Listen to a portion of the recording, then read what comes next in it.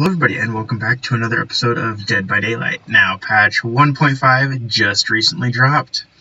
A ton of changes. I'll kind of give you guys a quick scroll through. See here, bug fixes, what they did from the PTB to the live, stuff they balanced, fixed, and added. So we'll kind of take a little look through here. So some of the features and content. They added new status effect, new info status effect display in the HUD. Like the entire game is running off of a completely brand new UI, 100% brand new UI, which is pretty nice. Here, one sec. We'll give you a quick thing there. I gotta reduce my volume. Let's go about 30 for a moment. Right here in the news. So yeah, it's completely new UI, which makes it a lot smoother in game. The only issue is, real quick, because I'll show you, that I have seen. Man, leave to ideally.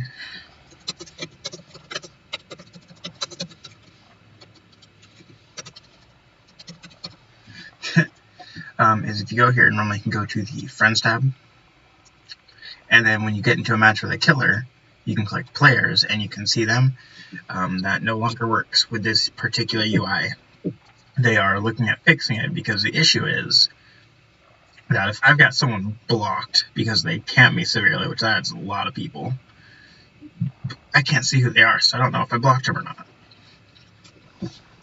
Which is, I mean, they'll fix it. They did add the black left behind shirts, which is freaking amazing. You only got them for Dwight, Jake, Meg, Claudette, and Nia, which, you know, is a little sucky if you like Ace or Bill, you're SOL, man, but you know what happens.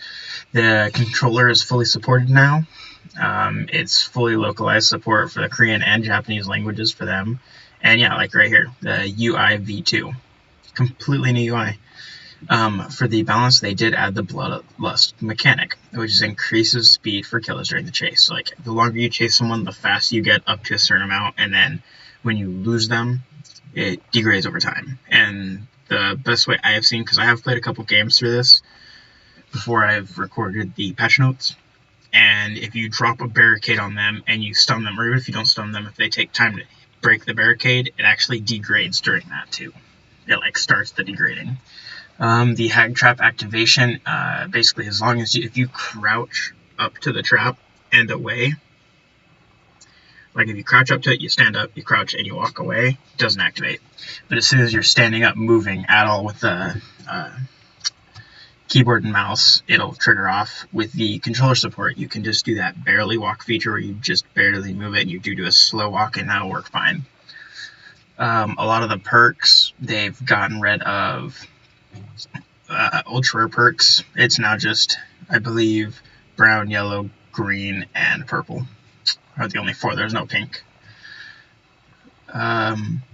Adjusted the audio occlusion levels of multiple objects, so when you hit stuff, they might sound the same as other objects when they shouldn't.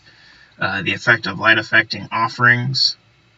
The effects of light affecting offerings. I don't exactly know what that was. The radius of the circle at which the crows fly around survivors. So if you stand in one spot or in a locker, the crows hover like right over your head. 100% like right over your head. The Bitter Murmur perk change values from 246 to 579, which is very useful. This perk currently ranks as one of the lowest usage rates amongst killer perks. We were testing an increase in reveal time to see if the perk's usage rates increase.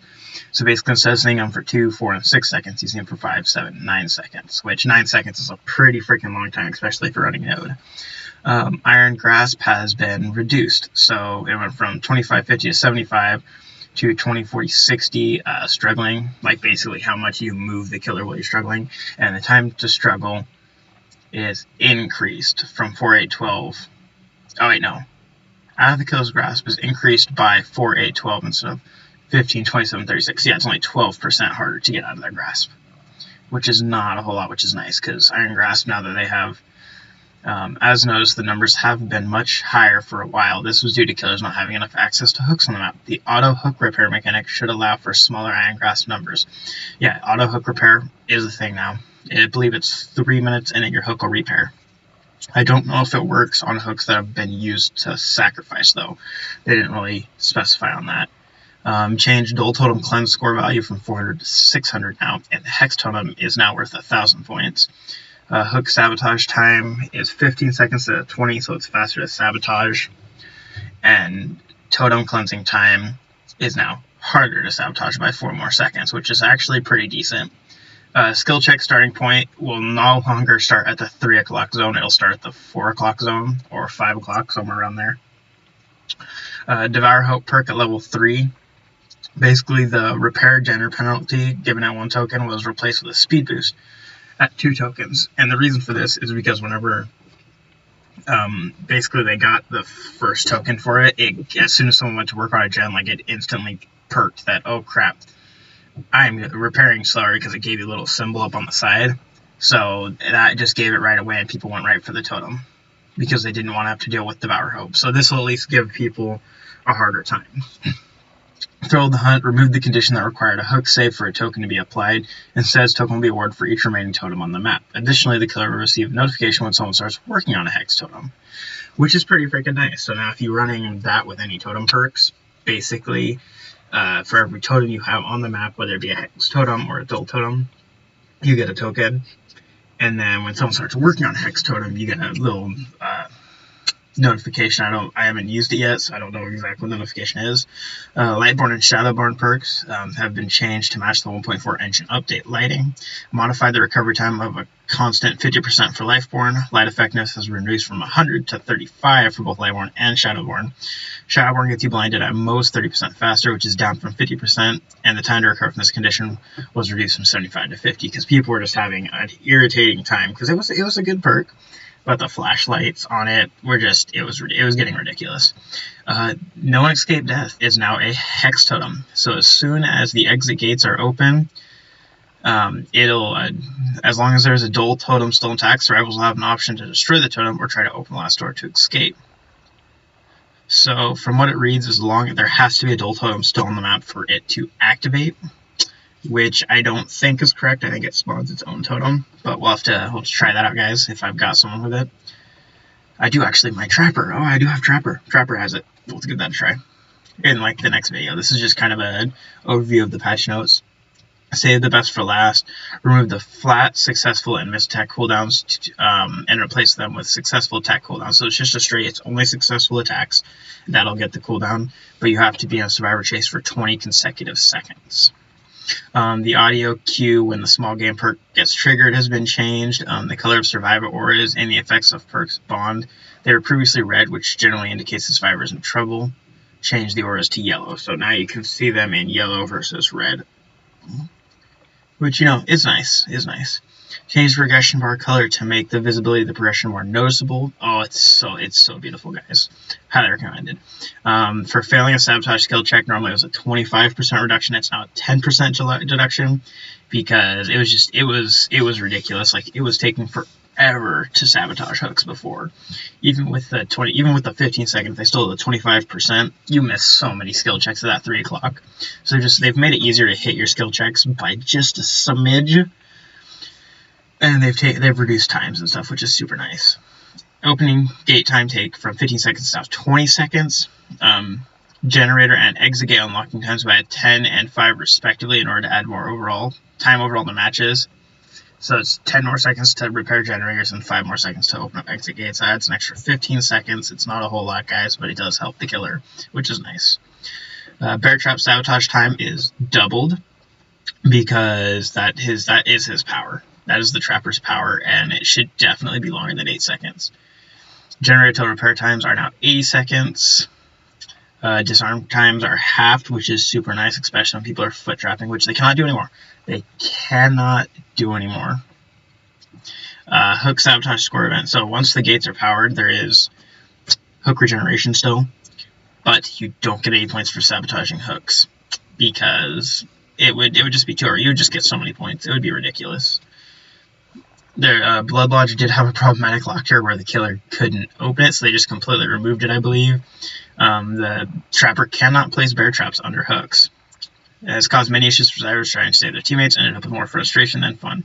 Traps can still be placed near the hook, but should always be enough for a survivor to unhook their teammates without either survivor being trapped.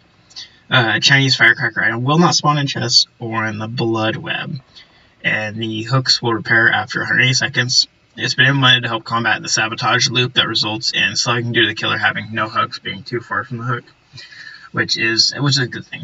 Some character custom items rarity value have been modified. Adrenaline, balance landing, and sprint burst perks now use a shared cooldown for the activation of the speed boost, the exhaustion stats effect. So basically, a lot of people now are hating on sprint burst, balance landing, and adrenaline because they have the exhaustion state. And all the exhaustion state is the exact same thing as we had in before this new patch. The only difference is you can't stack them now. And actually, that's a lie. Adrenaline you can stack with balance landing or sprint burst, not both. But what it does is basically it ignores the exhaustion state, so it'll basically just reset the exhaustion state for 60 straight seconds, though, 50 and then I believe 40, depending on which rank you have. So if you want to run a double, you run sprint burst adrenaline or balance landing and adrenaline. This just combats the sprint burst balance landing effect where you can sprint burst away from them and then you get right to a hill and then you drop and balance landing away. That's like, for 6 seconds, that's 150% speed if you time it right. And it was just, the killers, like even me as a survivor, like I thought that was a little douchebaggy. I mean, I ran it a couple times just to try it, but it was a little douchebaggy. Trapper and hack place times have reduced by 2 seconds overall. The initial trap placement time would take 2 seconds, and the trap would be set for 2 to 3 seconds, followed by an out animation, which would take another 2 seconds. So basically, because they do like 2 seconds to place it down, 2 to 3 seconds to open it up, and then to back out of placing the trap was another 2 seconds. That was about 6 to 7 seconds in total. They just down to straight 2. Unhooking survivor with an item underneath them has been easier. Unhooking has a priority. Picking up the item requires the survivor to look directly at the item. So now, if anyone is ever trying to save you and they pick up the item, that means they were intentionally going for the item. Adjusted darkness levels around closed houses. So these are some of the bug fixes for you guys. So now in Haddonfield, some of the darkness levels have been changed. I'm assuming mostly around like the plant life, because those are the easiest place for the survivors to hide. Which I think they should still be dark. In my opinion, I don't know. I want to check that out and kind of see what they've changed on that. Fix the prestige items not properly showing during the prestige rewards screen. Prestige items not properly showing during the prestige. Oh, okay, so someone must have prestige and it didn't show the item, but it said they had it. Fix crash that could happen during the offering sequence. The crash that could happen while the shape would stalk survivors. Fix an issue causing left behind to affect all action speed rather than just repair speed. That would have been pretty funny. Fix an issue causing sprint burst to trigger during interaction if the survivor holds the run button. Oh, so I wonder now if that means that once you sprint burst, if you hold the run button, it won't activate, even if it comes back up until you let go and repress it. Fix an issue causing killer powers and memento mori kills to not be usable when being a non-host killer in a kill your friends lobby. So basically, if you weren't the host, you couldn't use them. Fix an issue causing killer to get blinded during memento mori kills. I've never seen that. Fix an issue causing killers to sometimes float instead of falling after vaulting a window higher than ground level. I've seen that multiple times, especially with Myers. Out like Haddonfield windows, you just kind of float down. Fix an issue causing map selection offerings to have no effect and kill your friends, even with map options set to all. Fix an issue causing non-obsession survivors to not hear the audio cue when the obsession would get killed, which, isn't really that big. You can see the claws pop up besides their name down below. Perks to not display the appropriate color in the HUD. That happened a lot. Basically, if you went into a match, you did the match, you got out, you went back in. If you didn't unequipped and re-equip, or if you switched characters and then switched back without re-equipping your perks, it would do that. Fix an issue causing players to be stuck on a pulsating logo screen when accepting / joining a private lobby. That would happen a lot to me. You'd have to completely shut down the game and restart. Causing players under the effects of perks borrowed time to not go into crawl state when being hit out of a bear trap. Oh, I didn't know that. Fix an issue causing survivors to not get a delay after hitting a skill check in the aggression zone of the Hex Ruin skill check. Fix an issue causing survivors to animate backwards when performing an action while using the flashlight. Oh no, you can't moonwalk anymore. It was so much fun. I don't even think it was that broken. It really didn't help you at all. Man, but no more moonwalking, guys. Fix an issue causing survivors to be able to heal themselves when the medkit was sitting too close to another player. Yeah, it would auto-hook onto the other player. Fix an issue causing survivors to potentially become stuck when rescuing another survivor from the hook while the bear trap is being placed. they'd get stuck like inside of the freaking hook. And basically, you just, when you got stuck inside the hook, you walked away, you waited for the killer to DC. That was what you had to do. I mean, you could DC yourself, but it's not really your fault. They were foot trapping, which is in my opinion, like they should have to be the one to DC, but they fixed that so it shouldn't happen again. Fixed issue causing survivors sometimes receive the reunited score event when escaping the level. Oh, really? Interesting. No one left behind achievement to unlock in invalid circumstances, causing the killer to also now, if you don't have the no one left behind, it's going to be even harder to get it. Fixed issue causing the killer to be unable to destroy a path from one side in Torment Creek and Wrecker's Yard. Those got annoying, so now they've fixed those, which is so nice. Map item to display fully repaired generators. Map item to display sabotage bear trap highlights to scout the bear trap held in the trapper's hand. Fixed issue causing the shape stalking screen effect to remain on screen for a spectator switching from the killer's point of view to a survivor's point of view. Switching from the... Oh, okay, I get what you mean. I believe that's if you're stalking as the shape and then you switch over to a survivor in the next game, it'll still show the effects. I think. I'm not really sure. The audio from the ferry boat, crows and backwater swamp to cut off, causing the description of the shapes add-on Vanity Mirror. Oh yes, Vanity Mirror was displaying the exact same description as Scratched Mirror, and Vanity Mirror is for Tier 2, not Tier 1. So they fixed that officially. We will check that out. Fixed issue causing the flashlight beam to display the old beam when spectating. Yep. Causing the hook camera animation to continue on the tally screen if the killer would leave the match during the sacrifice sequence. Okay, that's pretty cool. So if you're still getting sacrificed, it would sometimes continue over. I never noticed that. Fix an issue causing the recover bar to be influenced by other players' health bar and possible reset recover progress. I don't understand that one fully. I'll look that up definitely if I am able to find an answer and let you guys know. Fix an issue preventing others from breaking through the crash bus asset in the junkyard maps. You couldn't blink through it. You couldn't. It was the most annoying thing ever. Fix an issue that made it impossible for the player to move the camera while cloaking or uncloaking with the Wraith. I never had that issue, but I never really, I guess, tried moving the camera. Fix an issue that made it possible for the killer to attempt and interrupt while carrying a survivor. Oh, that's cool. I mean, like, that's broken, but that's cool. But they fixed it, so you can no longer do that. Fix an issue that made the player camera partially stuck when loading in. Yes, you'd have to click in. You basically just have to, like, left-click into the game, and then it would fix your camera. But if your killer would, like, swing, and if anyone was close by, they could usually tell by your swing who you were. Fix an issue where generator pistons wouldn't move, the X gates were powered, and the generator was untouched. So now they all move, they're all activated, they're all annoying. Fix an issue causing Unbreakable to sometimes allow the owning survivor to rescue more than once, to recover more than once. I haven't used it yet, so I don't know. Optimize GPU usage for higher cost lights. Killer red light, flashlight, cop car light, Anfield, neon light, and gas haven. Okay, so now they shouldn't lag your computer as bad in those areas. So from the PTB to the Lab Edition, they've adjusted the add-on and perk slots to automatically change to the next slot when in the character loadout, which I will show you guys. Change the mouse cursor and adjusted mouse cursor speed in menus, which I will show you. Move settings and controls credits and quick game buttons in the main menu, which I will show you. But they've completely removed extras, which is honestly pretty nice. They don't really need it. Balance, they've adjusted the exhaustion cooldown recovery speed to be half as fast when running and 33% faster when crouching. So if you're just walking or just standing there, it's 100% like it'll recover. If you're crouching, it's 133%, and if you're running, it's only 50% of recovery speed. Bloodlust changed decay from 10% a second to 20%, effectively causing the decay to last a maximum of 5 seconds. So you'll decay from 100% bonus movement speed or whatever that speed is over 5 seconds back down to normal.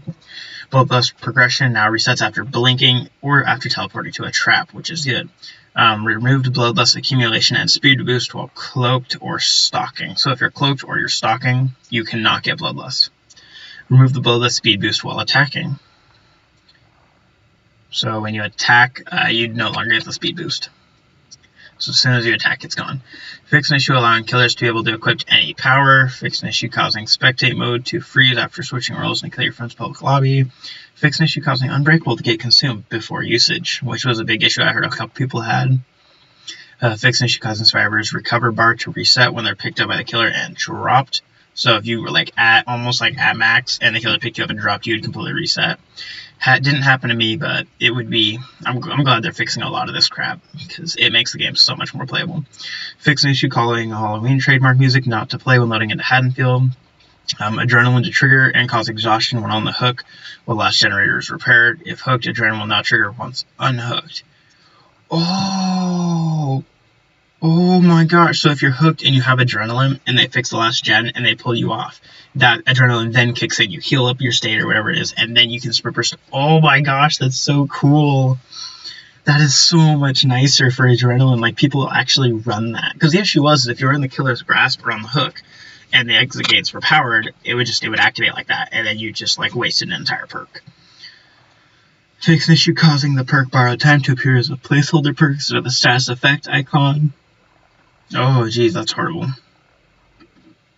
Fix an issue causing the perk object obsession not to show the survivors or under certain situations. So basically it was, if you were looking at the killer and the killer wasn't looking at you, you could see him, but he could technically also see you like out of the corner of his eye. So now he has to be looking directly at you. Fixed an issue making it impossible to dismiss the disconnect from server message with a mouse and keyboard. Yeah, because basically if I was like doing a report or just going through the game and it said disconnected from server, my mouse would just not appear. Like it would be like, here, let me hide it. It would look like that. Like I'm trying to move my mouse and it wouldn't be anywhere. Like you could still, if you passed over it, you'd see this highlight, but you wouldn't see your mouse cursor. Fix an issue that prevented players from being able to spectate any Kill Your Friends Republic match. Fix the missing collision in the Bloodbath map. Fix typos in the main menu. So that's just, they've done a lot for patch 1.5, guys. Like, I'll show you some of the cool stuff. So, as you can see, like, look, the graphics on my computer actually, let's go in here. We'll go into settings and controls. We'll go quality. We'll change that to medium. Auto adjust. Resolution. Can I go up to like 70%? And then we'll go there. Okay, we've got, you can now fully customize the main menu volume, the menu music, which I have down. I don't really. Okay, that's why I did. Music wasn't that good. Calibrates the stereophony for headphones.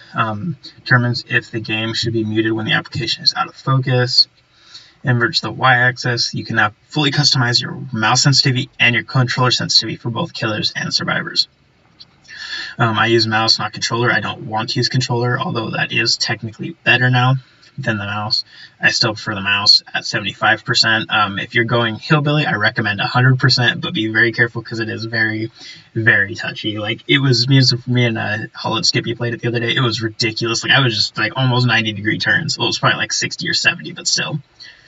You can now change your language. These are all the languages they offer now, which is actually super cool. You can still fully customize your controls, but now you can also do it for your controllers, like 100%, which is pretty freaking nice. They look at this, like an entirely new thing. You got your settings and controls, credits, you can quit game, daily rituals. I've got a hag one, but these are supposed to give you a new one every day, I believe. Kill your friends, play as killer, play as survivor, survive with friends, and news. Which news is where I went to find the patch notes for you guys. So if we go to kill your friends, because this is where we'll see the best part. Because now we can take a peek at every one and see how the nice loading screen is. Okay, you load in. It's a little laggy. You can invite whoever you want. Servant didn't even reply to me. What the heck, man? Okay, so now we go to killers. So let's go. Hag. I don't think I can ready up without any survivors. So yeah, here we go. So you go to your add-ons and you click it and it just pops up here. You don't have to go into an entirely new section, then back out, then click on the offerings, entirely new section where it would pop up and fill up the whole thing, and then back out through here. You click it, it loads it up. The offerings or the add-ons haven't really changed much, and same with the offerings are still pretty much the same. But if we go to the perks, as you'll notice, they're all purple or green. Purple or green for max rank. There's no yellow max rank. There's no pink max rank. For changes that they've done, as you can see, Iron Grasp. Our effects of survivors struggling are reduced by 75%, and time to struggle out of your grass is increased by 12. What else do they have? Thrill of the Hunt. Here we go. Gain 8% more blood points for actions in the hunting category for each token. Survivor's cleansing speed is reduced by 10% for each token, and gain identification when someone starts working on a hex totem. So you'd run like hex that. Thanatophobia is actually really good now. Oh, here we go. Save the best for last. You become obsessed with one survivor. As long as your obsession is alive after being in a chase for 20 seconds, the cooldown of your next successful attack is decreased by 40%. Your successful attack cooldown remains active for 5 seconds after a chase. Reinitializing a chase before the 5 seconds have elapsed will reset the successful attack cooldown timer. Only one obsession per match. So you run those, and then you have Play With Your Food is still the same, Monstrous Shrine is still the same, Lightborn has changed, as you can see right there. I'll leave it for a second. Where's Shadowborn? I didn't see Shadowborn. Oh, there's Shadowborn. Again, considerably wider than normal, which is nice. Because, I mean, this is not, it's just the same. Insidious, still 2 seconds. Hex Third Seal. Hex Ruin. Hex No One Escapes Death. So, the Hex, you are animated by the power of the Hex Totem when the survivor are on the verge of escaping. Once it escapes their powers, if there's a dual totem ring on the map, this Hex is applied to it. While the Hex is active, successful attacks put survivors into the dying state automatically. Cooldowns on successful and missed attacks are decreased by 8%, and your movement speed is increased by 4%. So we don't want Hex, we want Devour Hope. So now, 2 tokens gain a 5% speed burst for 10 seconds after hooking a survivor. Speed burst triggers 10 seconds after hooking a survivor. So basically, after you hook a survivor, you wait 10 seconds, and then you get a speed boost for 10 seconds every time. At 3 tokens, attacks will put survivors into the dying state automatically. And at 5, you can kill your survivors by your hand. And it only has to be 24 meters still. Dying Light is the same, Distressing, Brutal Strength, Bloodhound. Bitter Murmur. Oh, there's Bitter Murmur. 9 seconds after the exit gates are open. So it's, in all, like if you ran, even if you got rid of Thanatophobia and you got Hex No One Escapes Death, basically as soon as someone starts working on any of these 3, this will proc saying, hey, someone's working on it, go over there. Trapper. What do we want to check out? We wanted to check out with him. Oh, see, I've got No One Escapes Death. Might try that out. Customizations are still pretty much the same. Nothing really new for the killers. Yeah, Hillbilly, Hagner's, still same killers. If we switch over here, Survivor, as you can see on my Prestige 1, technically going to be Prestige 2 Claudette. We have the new shirt, guys. Look at this. So we go, Claudette has it. We go to Dwight. Dwight has it. Like, it actually, if you get the black pants, you go Infected black shirt and everyday office slacks. Like, you might actually be able to hide. You might not have to be a freaking walker Dwight now. And then you just go the hat. You know, you go the red hat just to throw it. Actually, that's pretty cool.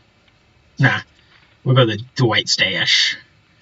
Here we go. We got Meg sporting it with her nice sweatpants. We've got Jake's running it. Look at that. Look how cool that looks. Like, that just makes Jake look even more badass. We've got Nia running it. Now, you cannot get it with Lori. Oops, whoop, no. The reason you can't get it with Lori is she is a licensed character, so they won't allow it. Ace also does not have it. I don't know why Ace wouldn't have it. He is Dead by Daylight's own character. They own all rights to him, so I would think he'd have it, but apparently not. As for Bill, he also is a licensed character, but he does not have it. As a licensed character, he shouldn't be able to have it, but also he is, like, this shirt is for his game, so I would think, you know, you'd be able to give it to him, but you can't. You can only give it to the 5 main survivors. So we'll go to our beautiful Claudette. Sprint Burst is, yep, same, only purple and green for survivors too. Let's see what we got here. Small game apparently only works on traps that are set by killers. So this would work for the Hag Trap and the Trapper Trap still. Slippery Meat is still the same, quick and quiet. Iron Will, Empathy. For the most part, they're all basically the same. Balance Landing, it causes exhaustion for 40 seconds. Sprint Burst causes exhaustion for 40 seconds. Where's Adrenaline? Why don't I have Adrenaline? on here. Oh, it's in the next page. I'm stupid. Adrenaline causes exhaustion for 40 seconds, but adrenaline ignores exhaustion. So basically, even if you're in the exhausted state, it'll kick in and reset the exhausted state for another 40 seconds, which is nice. Borrowed time is the same. Ace in the hole. Like, for the most part, everything's pretty much the same for survivors. Killers had a lot of updates. Survivors mainly just had the exhaustion state, which is not bad. I'm waiting for the weakened state to come out. Soul Survivor isn't really that good. Other than that, I mean... Wait, whoa, 90 seconds? Holy crap, that's a lot of healing. Is that self-healing or healing speed? Additional 100% speed increase to healing. Huh. Interesting. Saboteur unlocks the ability to sabotage without a toolbox at 50% normal sabotage speed, increases efficiency of toolbox sabotage by 100%. Self-care is 50% normal healing speed at 100% self-heal efficiency. So you still got them and they still work well. They don't have any charges or anything because I don't really think Sabo needs charges now due to hook repair. Now if we leave lobby, we'll go check out the blood web as soon as play a survivor. So I'm trying to find, let's see. Okay, I don't have one on her. I don't have one. Ooh, let's just get her up almost level 4. What I'm trying to find is I'm trying to see if I have a firecracker still, because the firecrackers are removed now. You can no longer find them in the blood web unless you have them in the blood web already. Nope, I don't think I have one, guys. Oh wait, no, right here. So see, I still have the firecracker. I can still get it, but once I grab this one, that is the last one I will ever get for Nia. Until they possibly incorporate them again, which I would think they would with item add-ons. And see, I got one for Ace. Does Bill have any? Bill does not, but I can almost get Unbreakable. That's pretty cool. I didn't realize that. But yeah, so if you have the firecrackers, you can still use them. But I have 14. I have 14 saved up on Claudette. Now what I'm gonna do is I'm gonna wait until like probably the day before the new DLC comes, which I don't know when that is yet. Once I find out, I'll let you guys know. But the day before the DLC comes, I'm just gonna continue using those firecrackers, 100%, just like all of them, because then no one will be expecting it. They'll be like, oh, they already used all their firecrackers. All these amazing Twitch streamers are using them just right off the bat, to show that they have them. But I'm gonna save it. On top of that, as you can see, Self-Care and Sprint Burst are ranked 2, but still purple. So if you do have... Yeah, these shouldn't be purple yet, I don't think. I really don't know. And see, I still have Adrenaline, which is green. Like, all your perks are still screwed up until you get the next level of them. Like, if you're looking here... Up the Ante, Dark Sense. I don't think I didn't have a single purple perk on anyone to show you guys, because I don't think they would have changed yet. But that is actually, that is update 1.2. Like, we have, let's get our Claudette here before we close down. We've got our amazing Left 4 Dead shirt, which, I mean, it's so much nicer. Look at this. Here, I'll show you real quick. So you've got your Prestige, which is still really freaking bright, and then you've got your Infected Black. Like, that is perfect. Claudette's going to be invisible now. I do wish they'd give her some black pants like Dwight has, but it's understandable. And I am, as you guys can see, rank 2. So we're going to be trying to get to rank 1 eventually. So, yeah, I hope you guys liked the update on everything. A lot has changed. It has improved the gameplay. There are still a few things I believe do still need to be accounted for, such as Hags can place traps now at the perfect spot because she has an instant teleport and hit. If she places them right at the hook and the survivor trips them, she can teleport and have, like, at the perfect time to pull them off without them actually freeing the other survivor. We played a lot of matches, me, Skippy, and Aaron, against Hags, and they were doing that consistently. They would place the trap right at the hook, so when someone ran up, because people aren't really fully aware that you can crouch past them, so when people ran up, the Hag teleported and instantly pulled them off of the survivor. just to hang them against. So then you have 2 people hooked for something that should have only been a 1-person hook. And it got a little irritating because a couple people were saying, yeah, this is really broken, but yet they continued to use it. So that's all they've got for the update. It's super freaking nice. There's a lot. The HUD is so much better. The shrine is working fully.